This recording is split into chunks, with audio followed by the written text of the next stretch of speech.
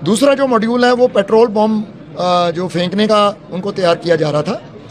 पहले पाक based handlers और आईएसआई के बंदों ने उनको वीडियो के ज़रिए पेट्रोल बम चलाने और उसको इस्तेमाल करने की ट्रेनिंग दी, और इनको ये टास्क दिया गया था कि आप पुलिस इस्टेब्लिशमेंट्स और सिक्योरिटी इस्टेब्लिशमेंट्स की रैकी करें, उनकी वीडियो बनाएं। ये टास्क था। पेटीएम के ज़रिए से इनको पैसे दिए गए और इसके बाद इनको ये बताया गया था कि आप कोई पुलिस या कोई यूनिफॉर्म फोर्स का कोई भी बंदा उसको टारगेट करोगे। तो ये सारे ही ज़्यादा इस मॉड्यूल में एक को छोड़ के बाकी जुवेनाइल हैं तीनों। और मुझे बड़ा इससे बड़ी सैड बात है कि 15-15 साल के बच्चे ये काम में लगे हुए हैं और अभी भी हमारे जो साथ वाला मुल्क है उसकी बहकावे में आके लुभाए जाते हैं मनी के उसमें लालच में।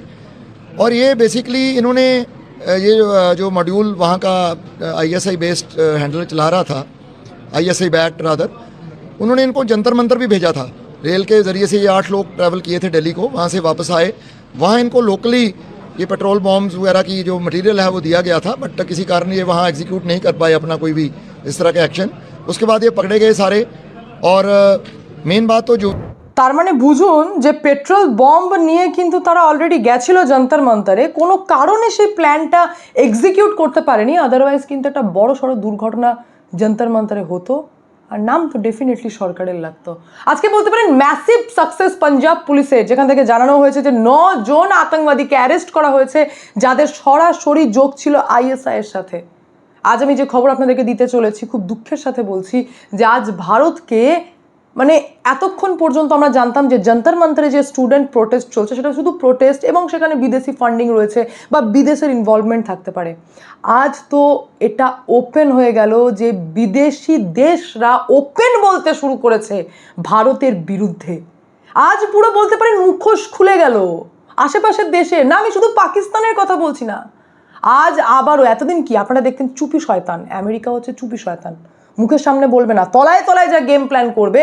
আর আজ সেই আমেরিকারও মুখোশ খুলে গেল, যারা ওপেন এখন ভারতকে হুঁশিয়ারি দিচ্ছে। তাহলে বুঝতে পারছেন যন্তর মন্তরে কি প্ল্যানিং ছিল। পাঞ্জাব পুলিশ দেখুন, কলকাতা আমাদের ওয়েস্ট বেঙ্গলের এসটিএফ এর দিক থেকেও একটা আতঙ্কবাদী ধরা পড়েছে, যারও যোগসূত্র পাওয়া গেছে জয়সে মোহাম্মদের সাথে, এবং যেও যন্তর মন্তরে ছিল মানে যাচ্ছিল, ধরা পড়েছে। এবার ওয়েস্ট বেঙ্গল ছেড়ে দিন, পাঞ্জাব পুলিশের ম্যাসিভ সাকসেস আমি আপনাদেরকে বলছি যে টেররিস্টরা তাদের মিশন এক্সিকিউট করতে পারেনি, কারণ পাঞ্জাব মুখ্যমন্ত্রী ভগবত সিং মান উনি জিরো টলারেন্স রেখেছেন বর্ডার টেররিজম অ্যাক্টিভিটিসকে নিয়ে। পরিষ্কারভাবে এক্সপোজ করলেন যে হ্যাঁ ছিল, 9 জন আতঙ্কবাদী ছিল, এখানে কোনো রাজনীতি ম্যাটার করেনি, এখানে বিজেপি ম্যাটার করেনি, এখানে আম আদমি পার্টি ম্যাটার করেনি, এখানে ম্যাটার করেছে দেশ, আর দেশের স্বার্থে এটা এক্সপোজ করা হয়েছে। হ্যাঁ 9 জন আতঙ্কবাদী ছিল, আর অত্যন্ত দুঃখের সাথে এটা জানানো হচ্ছে যে তার মধ্যে 4 জন ছিল জুবিনাইল। ছি, তারা কিছু টাকার জন্য, কিছু ভেকাওয়াতে এসে, কিছু লালসার জন্য তারা দেশ বিরোধী কার্যকলাপে যুক্ত হয়েছে। এবং কতটা মারাত্মক বিষয় যে সোশ্যাল মিডিয়াকে তারা এতটা খারাপভাবে ব্যবহার করেছে যে শুধুমাত্র মেসেজিংয়ের মাধ্যমে এবং বিভিন্ন অ্যাপের মাধ্যমে নয়, তারা ভিডিও কলিংয়ের মাধ্যমে রীতিমতো ট্রেনিং পর্যন্ত নিয়েছে। তাদের প্ল্যানিংই ছিল ভিড়কে ভড়কাও করা, কারণ ভেবেই ছিল যে যন্তর মন্তরে এমন একটা প্রোটেস্ট হবে যে সরকার নাকি উল্টে যাবে, আর সেই ভিড়কে ভড়কানোর প্ল্যানিংই করতো, তার মধ্যে টেররিস্ট ঢুকে মানে একটা যাচ্ছেতাই সিচুয়েশন তৈরি হয়ে যেত। সেই কারণেই ভারত সরকার রাতারাতি এসে দুপা পিছিয়ে গেলেন। আমরা দেখলাম সরকার পেছালো। আজ ধীরে ধীরে একের পর এক প্ল্যানিং এক্সপোজ হচ্ছে যে পাকিস্তান গ্যাংস্টার এবং টেররিস্ট শাহজাদ ভট্টের সাথে সম্পর্ক পাওয়া গেছে, যেখানে 3টে পিস্তল অবৈধ, 4টে পেট্রোল বম্ব। ইনফ্যাক্ট এই পেট্রোল বম্ব কী করে ইউজ করতে হয়, কত ভয়াবহ ব্যাপার যে ভিডিও কলিংয়ের মাধ্যমে বাচ্চাদেরকে ট্রেনিং দেওয়া হয়েছে, তারা ট্রেনিং নিয়েছে, কিন্তু রক্ত তো সেই ভারতেরই ছিল না, এক্সিকিউট করে উঠতে পারেনি, গিয়েছিল যন্তর মন্তরে, ট্রেন ধরে গিয়েছিল যন্তর মন্তরে। তাদেরকে বলা হয়েছিল, কে বলছে, আকা বলছে, বাইরে থেকে আকা বলছে নজর রাখতে হবে পুলিশের গতিবিধিতে, নজর রাখতে হবে ভারতীয় যে সমস্ত সেনারা রয়েছে মানে তাদের গতিবিধিতে, নজর রাখতে হবে যে সমস্ত নেতারা আসছে তাদের গতিবিধিতে। ইনফ্যাক্ট টার্গেট কাকে করতে হবে, উর্দিধারীকে।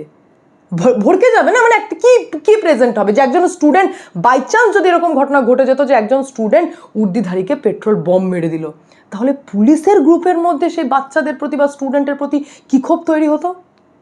সিচুয়েশনটা এইভাবে মানে একটা প্ল্যানিং তৈরি করা হয়েছিল যেটা পুরোপুরি এক্সপোজ হয়েছে। আর সব থেকে মারাত্মক বিষয় হচ্ছে অলরেডি রেলওয়ে ট্র্যাকের ওপর সিসি ক্যামেরা বসানো স্টার্ট হয়ে গেছিল, যেটার ভিডিও নিয়ে নিয়ে পাঠানো হচ্ছিল পাক আইএসআই এর কাছে। অর্থাৎ প্রত্যেকটা মুহূর্তের গতিবিধির আপডেট দেওয়া হচ্ছিল, আর তারা রীতিমতো বিভিন্ন ডিফারেন্ট অ্যাপের ইউজ করছিল। এবং এত বড় ঘটনা এক্সপোজ হয়েছে যে হ্যাঁ, 9 জন আতঙ্কবাদী অ্যারেস্ট হয়েছে, তার মধ্যে 4 জন জুবিনাইল নাবালিক। নাম শুনবেন, আমি নাম একটু আপনাদেরকে বলি। নাম হচ্ছে দেখুন, वंश कुमार, अनमोल सिंह उर्फे साहिल, हरमंत सिंह उर्फे হাম্মু। দেখুন এই নামগুলো জাস্ট কয়েকটা সামনে এসেছে, এখনো সবটা আসেনি। জাস্ট এবার এখান থেকে জাজ করতে লাগবেন না, মানে নামের ভেতরে নাম থাকে, জানেন তো আমি কি বলবো আপনাদেরকে। এই যে অনমোল সিং উর্ফে সাহিল বলছি, বা তার ভেতরেও নাম থাকতে পারে, মানে এইরকম অবস্থা।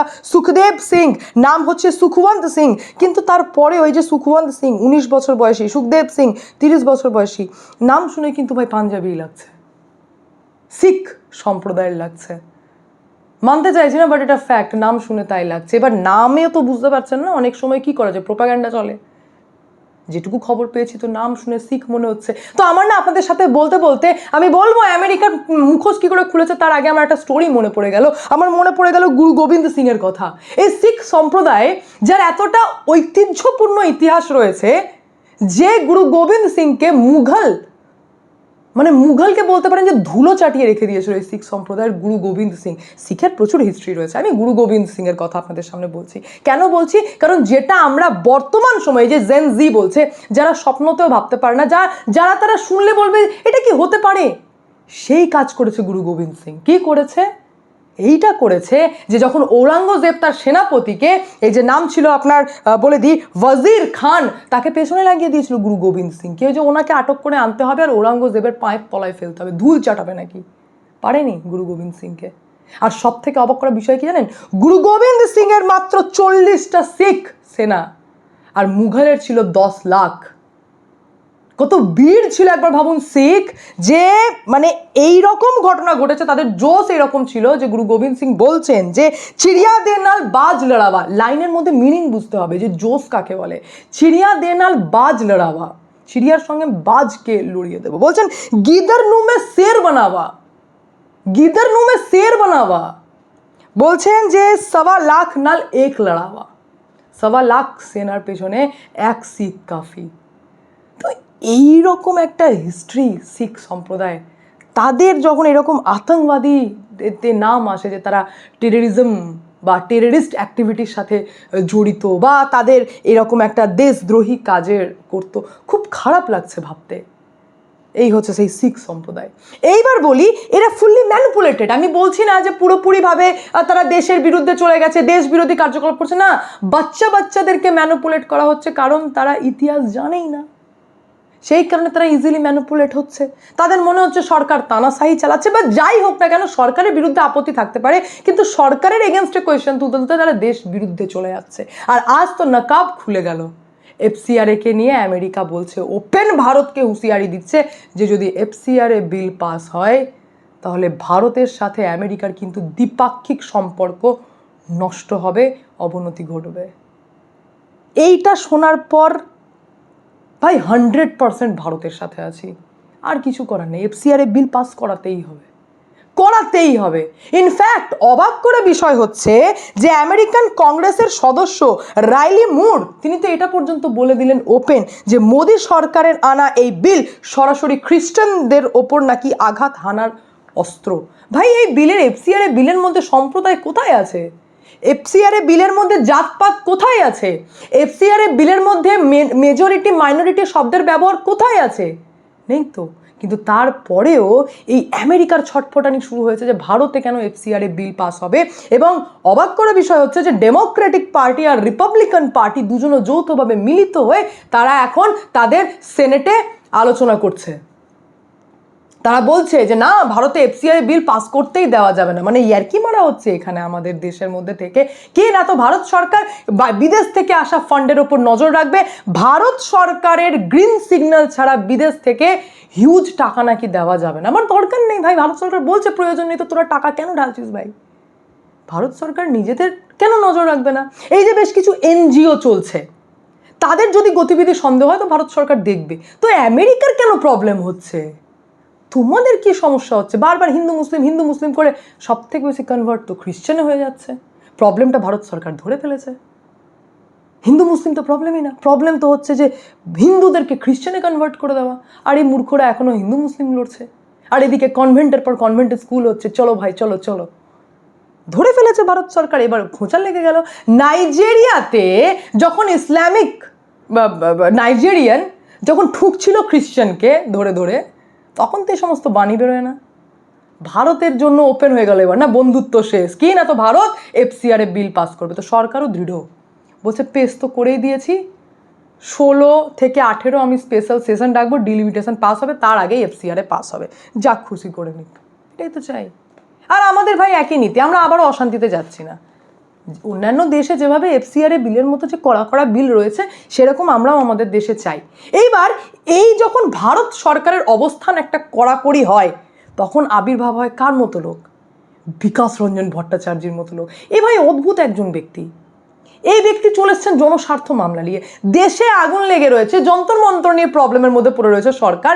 যে সরকার, দেখুন বিজেপি সরকার আম আদমি পার্টিতে এক নয়, অ্যান্টি পার্টি, তারপরেও আম আদমি পার্টির সরকার, পাঞ্জাব পুলিশের দিক থেকে, পাঞ্জাব সরকারের দিক থেকে ডিক্লারেশন দেওয়া হচ্ছে যে হ্যাঁ টেররিস্ট ছিল, যন্তর মন্তরের স্টুডেন্ট প্রোটেস্টে তারা ঢুকে পড়েছিল। অর্থাৎ দেশ কিন্তু এক। সেই জায়গায় বিকাশ রঞ্জন ভট্টাচার্যের টেনশন যে বন্দে মাতরম কেন মাদ্রাসায় ম্যান্ডেটরি করা হলো। বুঝুন ঠেলা এবার এনাকে নিয়ে, এ আর এক মুশকিল। ভালো হয়েছে হাইকোর্ট আজকে বিকাশ রঞ্জন ভট্টাচার্যি ভূত ঝেড়ে দিয়েছেন, ভালো করে ঝেড়েছেন, একদম হাওয়া দিয়ে দিয়ে ঝেড়েছেন, বুঝিয়ে দিয়েছেন। এই সেম ভাবে আমি মনে করি যে সুপ্রিম কোর্টেও কপিল সিব্বলের মতো উকিলের ভূত ঝাড়া উচিত। যেভাবে হাইকোর্ট ভীষণ বাহাদুরির মতো কথা, মানে আমার দারুণ লাগলো, কি দারুণ বললেন অ্যাক্টিং প্রধান বিচারপতি তপব্রত চক্রবর্তী। পরিষ্কার বললেন যে প্রবলেমটা কি। প্রবলেম বন্দে মাতরম গান করলে কি আকাশ ভেঙে পড়বে? বিকাশ রঞ্জন ভট্টাচার্যকে কোয়েশ্চেন করলেন যে বন্দে মাতরম গান করলে কি আকাশ ভেঙে পড়ে যাবে? এটা কি টাইপের ডিম্যান্ড? বিকাশ রঞ্জন ভট্টাচার্য বলছেন যে বন্দে মাতরম সরকার ম্যান্ডেটরি করে দিয়েছে, কেন ম্যান্ডেটরি করা হবে? এতে সাম্প্রদায়িক অশান্তি লেগে যাবে। ভাই হিন্দুদের কথা আসতেই সাম্প্রদায়িক বলাটা খুব ইজি না? বুঝলেন, সাম্প্রদায়িক অশান্তি লেগে যাবে, এটা ঠিক হচ্ছে না, এটা সাম্প্রদায়িক সম্প্রীতি নাকি নষ্ট হতে পারে। কেন সাম্প্রদায়িক সম্প্রীতি নষ্ট হবে? আমাদের দেশ, আমাদের দেশের গান, যে বন্দে মাতরম স্লোগান দিয়ে এত লোক নিজের, এত মহৎ ব্যক্তি নিজের বলিদান দিয়েছেন, সেই বন্দে মাতরমের জন্য সাম্প্রদায়িক সম্প্রীতি নষ্ট হবে? বাস রাগ উঠে গেছে বিচারপতি, বলে দিলেন যে বন্দে মাতরম গান করলে কি আকাশ ভেঙে পড়বে? যুক্তি দিলেন, বললেন যে সমস্ত কনভেন্ট স্কুলে বাইবেল পড়ানো হয়, লর্ডকে নিয়ে গান করা হয়, সেখানে তো বহু ধর্মের স্টুডেন্ট পড়ছে, বহু ধর্মের স্টুডেন্ট রয়েছে, ছাত্রছাত্রী রয়েছে, তাদের কি ধর্ম পরিবর্তন হয়ে যাচ্ছে?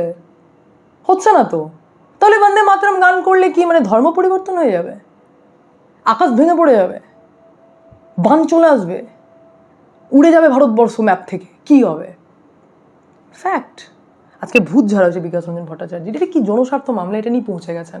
দেশে এত লিটিগেশন লেগে রয়েছে, ইনি এখন পড়ে আছেন বন্দে মাতরমের পেছনে। এনাদের আইডিওলজিতেই প্রবলেম আছে, জানেন তো, আইডিওলজিতেই প্রবলেম আছে।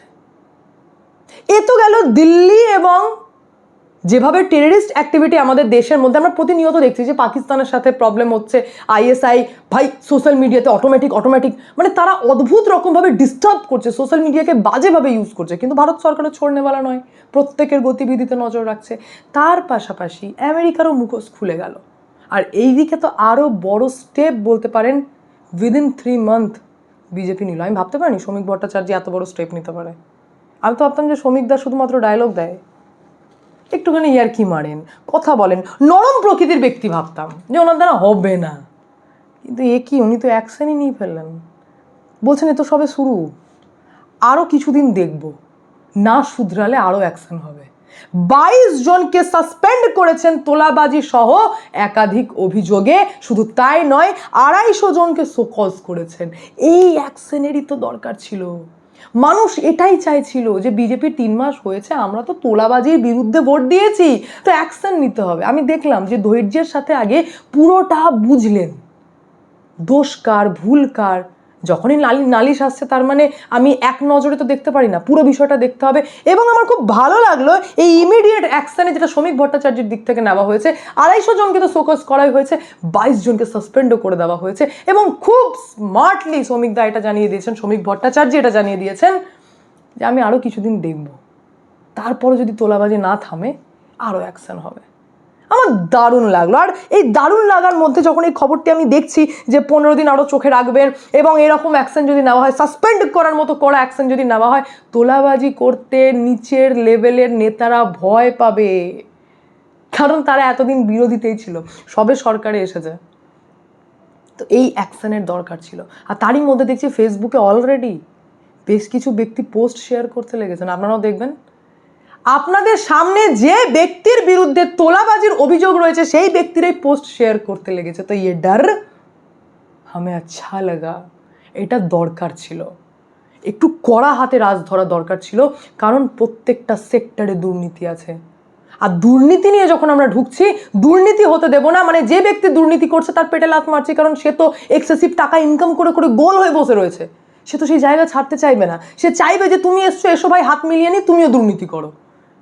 কিন্তু এটা করতে দেওয়া যাবে না, কড়া হাতে রাজ ধরতে হবে। আর তারই অ্যাকশন অলরেডি বিজেপি নিয়েছেন এবং 22 জনকে সাসপেন্ড করেছেন। 3 মাসের মধ্যে 22 জনকে suspend, it's not a matter of joke, এটা বিরাট বড় অ্যাকশন নেওয়া হয়েছে। এবং এই অ্যাকশনে 2000 লোক, নিচের কর্মী 2000 লোক যারা সবে নেতা হয়েছেন, দুর্নীতি কড়াই ছেড়ে দেবেন। আর এটাই আমরা চাই, দুর্নীতির সাথে আপোষ নয়, নাহলে 5 বছর পর সরকার ঘুরবে না, সরকার ঘুরে যাবে, এটাই হচ্ছে ব্যাপার। বাকি পুরো বিষয় নিয়ে আপনাদের কি মন্তব্য অতি অবশ্যই কমেন্টের মাধ্যমে জানান। আমি এখানে এন্ড করি, দেখা হচ্ছে নেক্সট ভিডিওতে। ভালো থাকবেন, সুস্থ থাকবেন, সঙ্গে অদ্বিতীয়া চ্যানেলকে অতি অবশ্যই সাবস্ক্রাইব করবেন, কারণ একটাই, যা হবে স্পষ্ট হবে।